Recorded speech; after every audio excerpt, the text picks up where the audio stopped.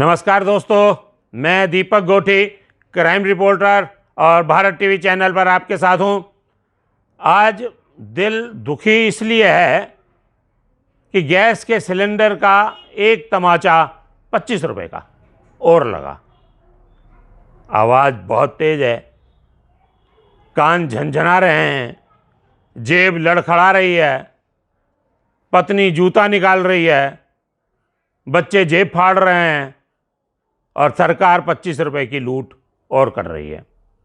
मैं आपको बताता हूं कि 1 दिसंबर को गैस सिलेंडर 644 रुपए का था।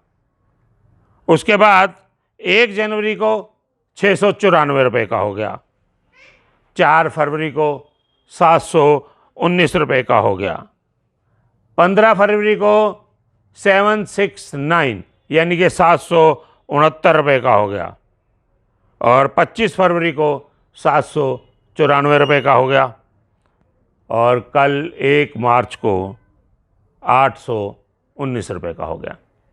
इस रफ्तार से गैस बढ़ रही है, इसका अंदाज़ा आपकी जेब लगा रही है।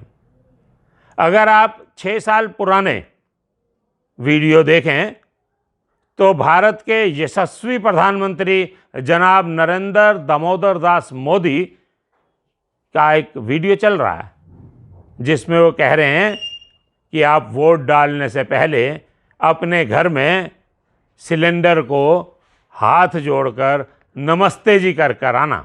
दूसरा संकट, इन्हीं के कालखंड में महंगाई कहां से कहां पहुंच गई। एक तरफ जीडीपी का गिरना, दूसरी तरफ इन्फ्लेशन का बढ़ना। महंगाई बढ़े और वो भी इस हालात से बढ़े और उसमें भी दिल्ली की सरकार हर बार नई तारीख देती रहे। आपने सुना होगा 1 साल पहले हर 3-4 महीने के बाद प्रधानमंत्री की डेट देते थे, फलानी तारीख के बाद महंगाई कम हो जाएगी, फसल के बाद महंगाई कम हो जाएगी, बजट के बाद महंगाई कम हो जाएगी, दिवाली के बाद महंगाई कम हो जाएगी। यही कहते रहे, देश में सुना है। और जिस दिन मीडिया का मूड कर जाएगा वो पुराने सारे उनके बाइक निकाल करके दिखाएंगे। हर 3 महीने के बाद वो ये काम करते थे। भाइयों बहनों, अब तो 1 साल से महंगाई के विषय पर बोलना ही बंद कर दिया है। उन्हें चिंता नहीं है और उन्होंने वादा किया था 100 दिन में महंगाई कम करेंगे। आदरणीय प्रधानमंत्री जी, आप महंगाई कम कर पाओ या न कर पाओ, कम से कम अटल बिहारी वाजपेयी जहां छोड़ के गए थे वहां तो ला करके रख दो, वहां तो ला करके रख दो, तब भी गरीब के घर में चूल्हा जलेगा। अब नरेंद्र मोदी जी को समझ नहीं आ रहा कि वो 454 रुपए वाला सिलेंडर जिसे वो महंगा समझते थे आज 819 का हो गया। वही कमर्शियल सिलेंडर आज 1614 रुपए का हो गया।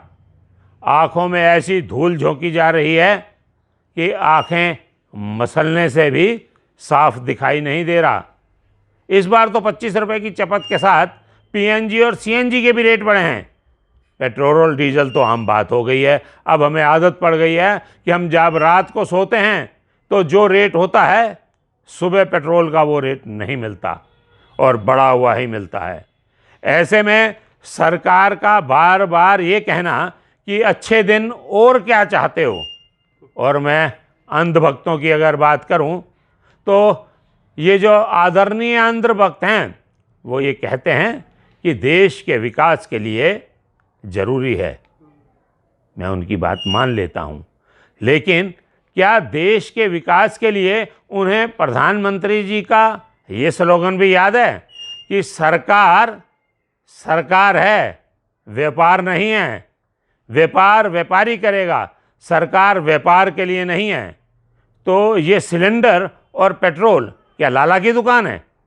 और अगर लाला की दुकान नहीं है तो सरकार को व्यापार का अधिकार प्रधानमंत्री कहते नहीं है, तो ये व्यापार नहीं है तो क्या है?